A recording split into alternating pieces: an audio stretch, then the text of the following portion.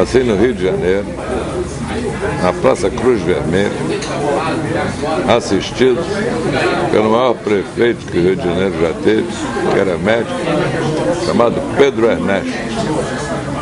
Logo eu nasci no coração da cidade do Rio de Janeiro, e se tem alguém que possa ser chamado Carioca da Gema, como já tenho esse título dado pela confraria dos 13, Carioca da Gema, eu mereço esse título, não pelo que eu tenha feito, mas por onde eu nasci e pela assistência da qual meu nascimento teve, que foi o Pedro Ernesto, o maior prefeito que o Rio já teve, e foi preso. Primeiro ele foi muito prestigiado pelo governo do Getúlio Vargas, depois Vargas o prendeu, e quando ele foi solto da prisão porque ele tinha uma opinião política e esquerdista, o Pedro Ernesto, o povo deu um carro para ele e o carregou nas costas. Se alguém quiser pesquisar, vá à Biblioteca Nacional e veja quanto importante foi o Pedro Ernesto no Rio de Janeiro. Então, se eu tenho um orgulho, é ter sido filho da minha mãe e do meu pai, mas ter assistido ao meu nascimento por um sujeito chamado Pedro Ernesto. É que eu tenho 81 anos, então minha história começa antes de você nascer. Em 1930, meu pai foi ser promotor em Chapuri. Chapuri só ficou famoso não por causa do meu pai, por causa do Chico Mendes depois. Mas ele voltou para o Rio de Janeiro e nós fomos para Rio Branco, onde meu avô tinha uma propriedade que eu visitei 60 anos depois, e o terreno ainda está vazio, que era a casa do meu avô. Não tinha alvenaria no Acre, porque lá é tudo aluvião, então a casa é feita de madeira, pau e teto de zinco. É bonita a chuvarada vem e faça assim, o barulho da chuva era lindo no zinco. De alvenaria só tinha o Palácio do Governo, que está igualzinho ao que eu vi construir, o mercado que está que é a alvenaria, e a casa de uma professora que era rica, e que a casa dela tinha forro. E eu, quando estava na casa da professora, o forro não me deixava ouvir o barulho da chuva no zinco, eu ficava chateado, que era um barulho muito bonito da chuvarada. Chuvarada levava 2 horas, na Amazônia a chuva passa assim, 2 horas depois vai embora, aí o sol abre. E era um povoado que tinha 4 ruas, uma praça. Lá que aprendi muito. Capivara correu, no buraco se meteu, esse bicho corre mais que o vapor Minas Gerais. Era uma cidade que só tinha comunicação com o resto do Brasil, comunicação sua ou do governador, através do telégrafo. Porque não havia telefone, não havia televisão, não havia nem outro tipo de comunicação entre o Acre de um habitante ou do governador com o resto do Brasil que não fosse o telégrafo. E o telegrafista era comunista. Eu só fui saber isso 50 anos depois, quando eu conheci o Serrão, telegrafista, e que foi preso porque fez uma greve na Paner do Brasil, liderada por ele, era telegrafista de bordo da Paner. Serrão, um herói. Quando eu estive no Acre, 60 anos depois, eu vi a casa dele inteira lá, com a terra, onde ele passava o telégrafo, que era a comunicação do Acre com o mundo. Para saber se você quer dizer isso, tinha o Tentamen, que era no outro lado, o rio Acre está aqui, aqui é o lado do Acre, e tem o outro lado. Do outro lado tem um único clube social, chamado Tentamen. E minha mãe tocava piano Tentamen. Então, quando havia um sucesso no Rio de Janeiro, de carnaval, a partitura ia por navio, pelo Ita do Norte, Itaquissé, Itaité, até Belém do Pará, depois ia no Gaiola, até Manaus, depois do Gaiola, pegava uma chatinha, que é aquela feito Barca de São Francisco, que tem aquelas pás atrás, e Niterói tem do lado, né? Quando chegava no Acre, já passava 2 meses. Então, o carnaval no Acre cantava as músicas do ano anterior do Rio de Janeiro. Hoje, dependendo do fuso horário, canta antes do Rio. É só para você estabelecer a diferença entre 2 tempos. E eu me lembro da minha mãe mandando assim, a última sucesso do Rio de Janeiro, um ano depois. O teu cabelo não nega mulata, porque és mulata na cor, repete. E as mocinhas dizem, o teu, como é? O teu cabelo, era. Isso está gravado. Tinha Lança Perfume que chegava de contrabando, sei lá como chegava. Eu fiquei espantadíssimo porque você espetava assim, acendia na fogueira, aí você desenhava o seu nome, a Lança Perfume. Ninguém tomava porra de Lança Perfume, não. Era para fazer os outros e veio aquela coisa milagrosa. E a Lança Perfume de vidro. Era a vida, ainda não tinha metálica. O rodo metálico. Que idade você tinha? Eu acho que eu tinha. Meu período acriano foi de 5 aos 8 ou 9 anos.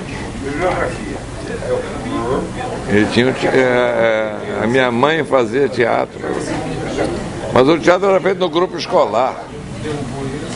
E traziam as cadeiras de casa. As melhores cadeiras eram de vinho, era da casa do governador. E minha mãe fazia balé. Aí eu me lembro que se escolhia, uma mulher dançava assim, aí tinha umas borboletas que ela pegava, mas aí puxava um barbante, e a borboleta subia. E eu fiquei apaixonado pela Elália, que era boa pra caramba. Eu não sabia porque eu era apaixonado porque ela era boa, não, hoje eu sei. É porque eu olhava aquela mulher assim, com 4 anos, e achava um tesão. É verdade, era precocidade de imaginação, porque não era física. Mas era de imaginação, a Eulália. É nome bem do interior. Sua mãe era pianista? Minha mãe era professora do grupo escolar. E como hoje a mania chamar você de tio, ô tio, qualquer garoto que chega e pede, era tia Dalila. Tia Dalila, a professora tia Rosa, nós não eram tias, mas nós nos acostumamos a chamar de tia já na década de 30. Eu tive um prêmio lá não tem flor. Quando meu tio Zequinha morreu, eu fiz uma coroa de flor, fazendo as flores com papel crepom. Então fiz cada rosa. E a bicha aqui tinha jeito para fazer rosa. Lá não tem flor, na Amazônia não tem flor. Você colhe uma flor na Amazônia, ela morre 3 horas depois. Então as coroas de flores para o defunto eram feitas tradicionalmente a papel crepom. Eu fiz a coroa do meu tio Zequinha, e quando chegava em casa todo dia me dava um biscoito em forma de cavalo. Eu comia o biscoito, achava. O tio Zequinha morreu tuberculoso fodido lá. Como quase todo mundo morria. A tuberculose dizimava. E eu comecei, e eu não pude chegar junto do cadáver porque aí só fui compreender depois a possibilidade de contágio dessas porra aí. E como mesmo quando chegamos ao Rio, eu teve outro tio que morreu tuberculoso também. A tuberculose era um fantasma 10 vezes maior que o câncer é hoje, ou a AIDS. Só foram descobrir há pouco tempo. A verdade também é nova, né? É um bicho novo. Eu sei que o Acre me deu uma noção assim de sociedade através dos 2 clubes de futebol que tinha lá. Um no Rio Branco era vermelho e branco. Lá ninguém lá fala vermelho, fala encarnado. Era encarnado e branco. O outro era azul e encarnado, que era o Pipira. Mas havia jogo de futebol uma vez por ano, eram os 2, e a porrada comia. Porque o Pipira era do outro lado. do outro lado do rio. Tinha um jacaré que era um barquinho, que era de graça. Você para atravessar o rio pagava por remador R$200. Então ele remava contra a maré na margem do rio. Quando chegava a determinada altura, ele remava para lá, porque a correnteza do rio levava ele para lá.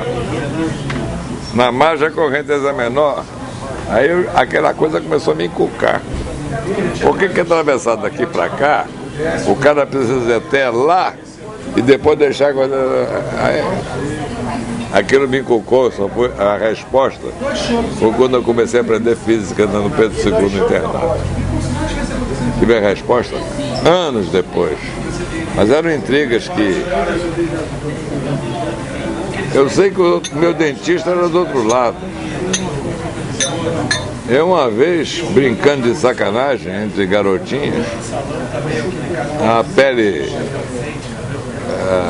do pênis não voltou e um cara me operou lá de fimose. Ai, foi uma desgraça. E eu fui carregado no ombro por um carregador. O Acre tinha 4 automóveis, um para servir o governador, 3 automóveis, outro para fazer enterro, outro para qualquer coisa. Então, enterro tinha que ter um automóvel, aquele automóvel aberto aqui assim, com aquelas coroas de flores feitas, que eu passava a noite fazendo.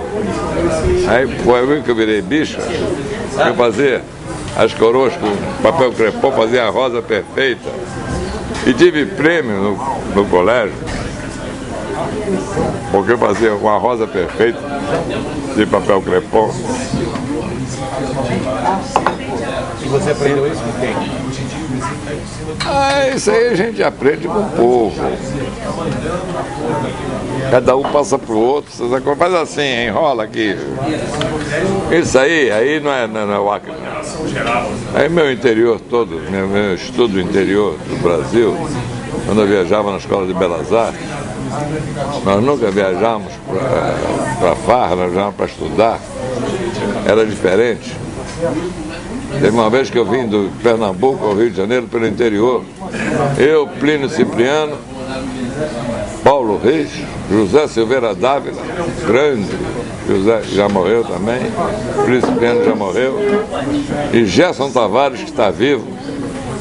Vocês podem fazer entrevista com ele em Cabo Frio, que ele tem um ateliê, junto com o ex-ateliê do Sclia, que também já morreu. Gerson Tavares era. Nós viemos juntos e descobrimos o interior do Brasil. E o culpado disso foi um sujeito maravilhoso chamado Barbosa Lima Sobrinho, cujo secretário de Educação era comunista. Aí o Barbosa Lima Sobrinho resolveu que tinha que patrocinar, porque a passagem de navio que nós tínhamos, nós vendemos, era do Lloyd Aéreo, Lloyd brasileiro, o Almirante Jaceguai, tinha quebrado a hélice. Nós estamos... Minha professora Georgina de Albuquerque, da Escola de Belas Artes, foi falar com Clemente Mariano e mandou as mulheres de volta. Nós ficamos lá, os homens que se virem. Aí voltamos pelo Rio São Francisco, voltamos pelo Sertão. É um aprendizado do Brasil que eu tive na minha vida. E foi maravilhoso. Junto com Plínio Cipriano, junto com José Silveira Dávila, ambos mortos. Gerson Tavares está vivo, pode ver. Paulo Reis, que desapareceu durante a ditadura, não sei onde ele existe.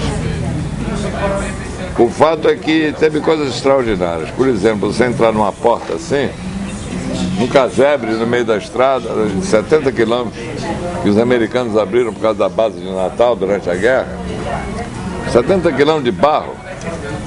Aí tinha um casebre chamado Hotel São Francisco. Lá no casebre tinha 2 caipiras holandesas, de olhos verdes. Para servir só tinha rapadura com farinha d'água e ovo. Às vezes, galinha, ou carne de bode, porque o bode é toda feira, anda com aquele sininho. De repente eu entrei no lugar, e de dia tinha uma mesa, e à noite tinha rede. O hotel era rede. A rede estava ocupada dormindo em 2 pneu de caminhão velho, eu dormi no meio do caminho. Acordei torto. Mas o que eu achei engraçado era uma porta que você abria assim e entrava para comer e a porta fechava. Pô. Eu digo, mola na porta. Era um prego com fio que ia num carretel, quase centão, carretel de linha antiga, não sei se existe hoje, que servia de rodana, que ia para outra rodana que descia um fio. Esse fio tinha um pé de meia cheio de pedra. Quando você abria a pedra, a pedra subia. Quando você largava a porta, a pedra descia e fechava a porta. Chegou, acabou. Como é que você descobriu esse troço? Matutando. Aí tinha um curral dos bodes. Aqueles bodes que eles vivem de bode. Bode atura seca, como é aquela coisa. Aí eu peguei a porteira, fiz assim com o dedo, aí tinha uma contrabanda assim, a porteira desceu, tinha 3 traves, com corrente. Aí quando você largou a cabo, desceu sozinho, isso acabou. Como é que você fez esse troço? Matutando a gente. Aí eu estive num lugar, não me lembro mais onde, você me perdoa, porque já faz tempo pra caramba, onde eu vi um cara tornear um peão, um ioiô, um pé de mesa torneado, num torno que deve ter sido do tempo de Jesus Cristo. Era a fibra de caruá trançada. Sabe que você faz assim com o botão? Hoje os garotos não brincam mais disso não, né? Mas no meu tempo brincava, você levava um botão de madrepérola, estava vindo meio, enrolava, fazia assim, esticava e enrolava, ele fazia, era em pé. E tinha 2 pedaços de pau em cima, 2 pedaços de pau, que não deixavam. E o cara acionava aquilo com um pedal tipo de amolador de rua, que talvez ainda exista no Rio, e ele, com a faca, ele torneava ou o peão, ou o pé de mesa torneado.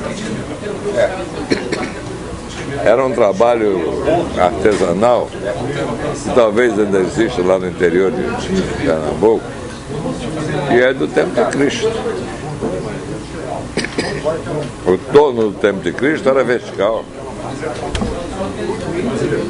Nós aprendemos muito. Subindo o Rio São Francisco, se eu for contar a história a você, para só cortar essa parte, eu vou falar a você feito monarca. O monarca disse, eu vou contar a história da portela, só acaba amanhã de manhã. Então vamos cortar essa parte, senão vou demorar pra caralho. Meu pai era um estroina. Amei até ele morrer. Inteligentíssimo. Mas irresponsável. Ele gostava de jogar. Então ele vendeu um navio na Argentina com o irmão do meu padrinho. Meu padrinho era diretor do Correio da Manhã, Paulo Filho. Ganharam 80 mil contos, com 3 mil contos. A gente teria uma casa nova, pagaria todas as dívidas, pagaria aquele verdureiro. Fiquei verdureiro no Rio, que tinha 3 cestas assim, que chegava de verdura. Muitas vezes a luz lá de casa foi desligada, porque não pagava light. Eu aprendi a abrir a mufa, sem ninguém ver, pegar um fiozinho e botar a luz lá em casa, apesar de não pagar a luz. Eu já fazia falcatrua em favor da família. Eu consertava a lâmpada queimada. Eu levava 5 minutos, eu juntava fio com fio, juntava pão pro cabo, ela demorava mais 3 dias. Economia de família. Era duro. Era duro, almocei média com pão manteiga durante muitos anos. Meu pai jogava. Então eu fui vacinado contra jogo pelo meu pai. Ele vendeu um navio na Argentina, ganhou 80 mil contos, gastou em 3 dias. Eu acordo às 4 da manhã, lá na rua Capitão Salomão, em Botafogo, vejo meu pai com a arma, querendo se suicidar. E para a mãe, ele tinha dado 300 pratas para a mãe pagar verdureiro, açougue, essas merdas todas. E que ele tinha um plano perfeito, cheio de números. Queria voltar para o cassino. A minha mãe não resistiu, eu estou vendo aquilo pelo garotinho. E ele, no dia seguinte, trouxe lápis. A única vantagem que eu tinha era chegar no grupo escolar 7 de setembro, na Rua México, em Botafogo, em frente à matriz, e dar lápis dos cassinos para todos os alunos. Eu trazia os montes. Lápis do cassino era de graça. Agora a comida que era boa. Mas aí não, eu acho que não interessa, porque isso tudo foi superado. Inclusive depois dele já velho, eu acho que ele se recompôs ante a... Não. Minha mãe separou-se dele em 43. Naquela ocasião a mulher desquitada era puta, então eu sou filho da puta. Foi trabalhar no IPASA, numa repartição que tinha 20 homens. Na ocasião, a mulher que trabalhava no meio de 20 homens era puta, então são 2 vezes filha da puta. Eu sei que minha mãe, mais do que meu pai, ajudou a formar os 4 filhos. Ela formou os 4 filhos. Ela construiu a família. Com o trabalho dela. O meu irmão militar já morreu, perseguido pela ditadura.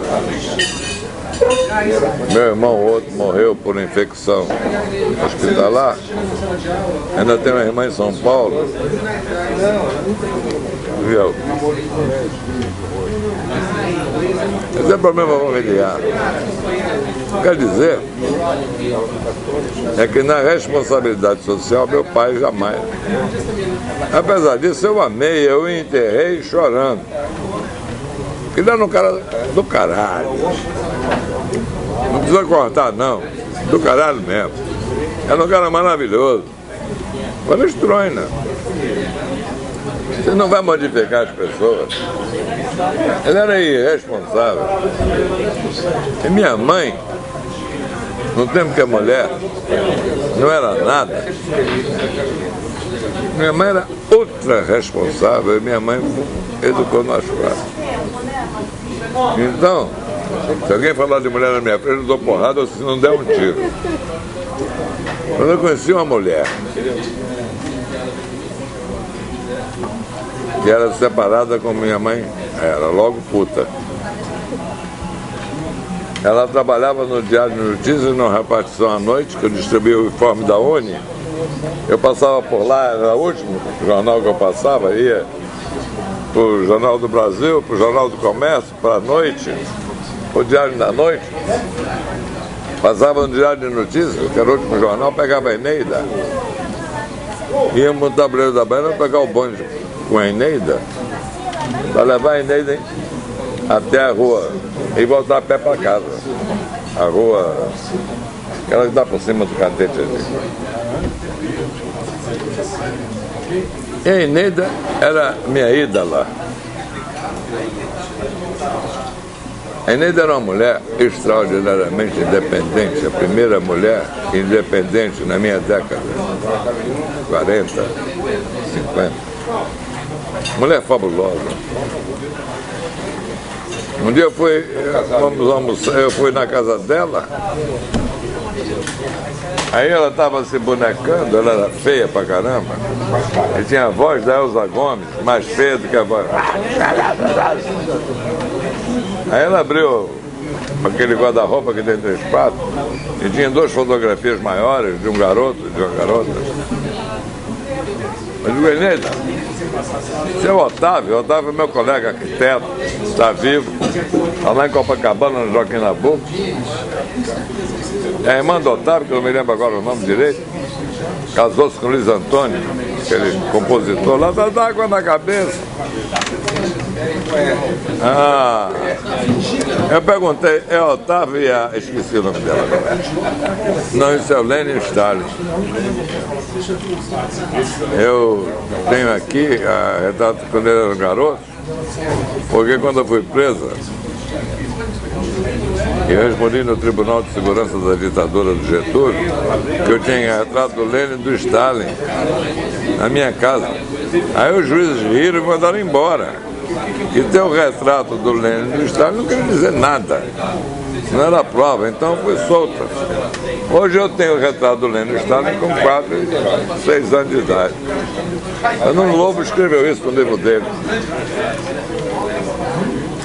Mas eu achei assim, a genialidade da Eneida, quando eu descobri, e como mulher comunista na minha ocasião era puta, e ela bebia cachaça com a gente e fumava no botequim. Mulher fumar na rua? Que é isso? Mulher fumar na rua? Ela fumava na rua e bebia cachaça com a gente. Ela era 4 vezes puta. Quando eu descobri uma mulher que era 2 vezes mais puta que a minha mãe, minha filha nasceu, eu botei o nome dela de Eneida. Eu encontro com o Otávio hoje lá no posto 6, filho da Eneida. Eu herdei da Eneida uns 200 livros. Aí ele diz assim: oi, Pamplona, Otávio, além de bom arquiteto, foi um dos maiores jogadores do Botafogo, foi da seleção. Otávio de Moraes hoje está com as perninhas fininhas, está velhinho, que ele é mais velho que eu. Estou com 81, ele deve estar com 83, 84. A única coisa que ele pergunta sempre, lá da Joaquim Nabuco, no caminho da praia, como é que vai a nossa Eneida? Ele fala da mãe, fala da minha filha. Aí é comovente, caralho. Porque só houve amor entre nós.